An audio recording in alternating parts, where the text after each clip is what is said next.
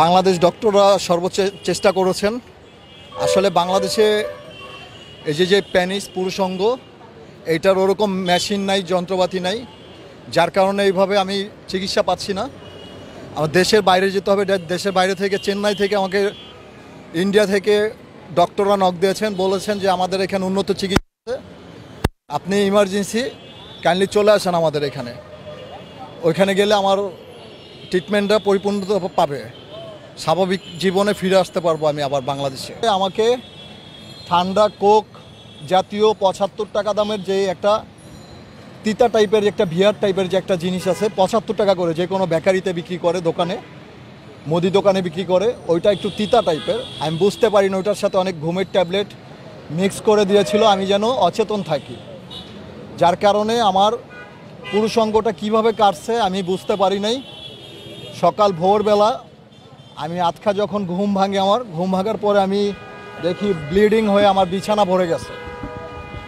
Bleeding হয়ে যখন বিছানা ভরে যায়, আমার কোনো ডাইনে বামে কোনো হুঁশজ্ঞান ছিল না। আমি আমার ফোনটাও নিতে পারি নাই, আমি টি শার্টও পরতে পারি নাই।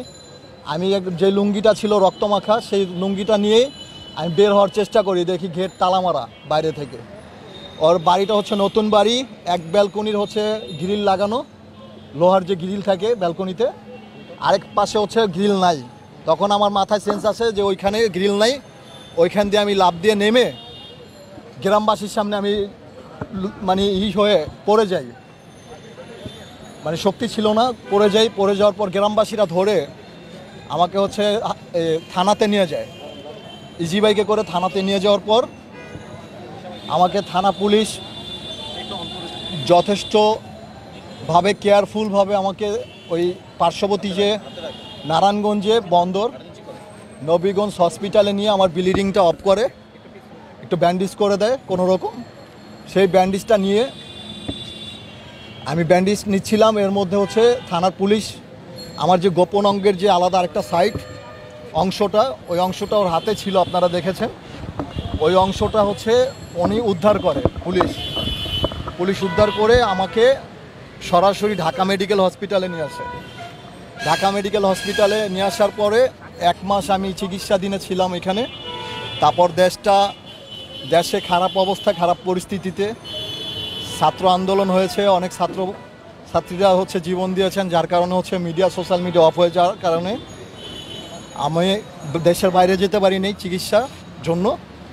এখন আমি একটু মোটামুটি সুস্থ হয়েছি, কিন্তু আমার ক্ষত স্থানটা সুস্থ না, ক্ষত স্থানটা এখনও মানে খুব খারাপ অবস্থায় আছে, যেটা মুখে বলে বোঝানো যাবে না। আমি দেশের বাইরে থেকে আমাকে ডক্টররা নক দিয়েছেন, বলেছেন যে ওইখানে উন্নত চিকিৎসা হবে ভাই, আপনি স্বাভাবিক জীবন ফিরে পেতে চাইলে আমাদের কাছে চলে আসেন। আমরা আব্রামভাবে চেষ্টা করব ডিজিটাল মেশিংয়ের মাধ্যমে আপনার এটা কাজ করে দেওয়ার জন্য।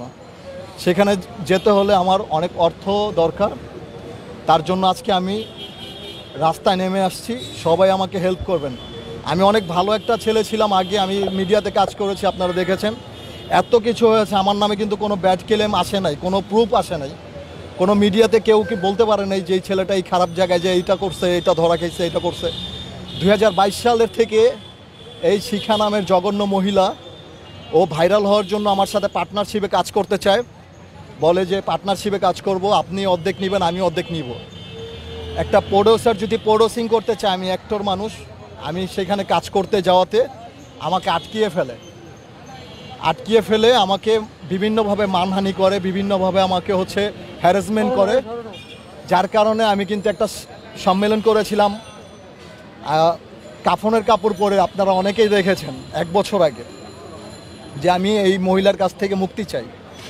যখন উনি আমাকে মুক্তি দেয় না, বিভিন্নভাবে মামলা করে, হ্যারাসমেন্ট করে উনি বাধ্য করে যে ওনার হাজব্যান্ড কিন্তু রানিং আছে, আপনারা দেখেছেন, মেয়ের বাবা আছে, ছেলের বাবা আছে, ওনার কিন্তু ভবিষ্যৎ আছে, কারণ মেয়ে ছেলে হয়েছে, বয়স অর্ধেক পার হয়ে গেছে, আমার কিন্তু কোনো ছেলে মেয়ে নাই, আমার কিন্তু মানে আমার ভবিষ্যৎ এখনও পড়ে আছে, যার কারণে আমি ওনার কাছে থাকতে চাই না, আমি আমার স্বাভাবিক লাইফে ফিরে আসতে চাইছি, আমি স্বাভাবিকভাবে আমার মা বাবাকে নিয়ে আমি বাঁচতে চাইছি। আমার বাবা অসুস্থ, আমার টাকায়, আমার রোজগার করা টাকায় আমার চ্যানেল থেকে যে আর্নিং হয়, সেই টাকায় হচ্ছে আমার মা বাবার আমার ছোট ভাইদের পড়াশোনার খরচ চলতো। আমি অসুস্থ হয়ে যাওয়ার পর আমার মা বাবা খুবই মর্মাহত, মানে ক্ষতিগ্রস্ত হয়েছে আর্থিকভাবে, যার কারণে আমি চিকিৎসা করতে পারতেছি না। এখন আমার দেশের বাইরে যেতে হবে। আমি সকলের কাছে বলছি আমাকে যেভাবে পারেন একটু সহযোগিতা করবেন।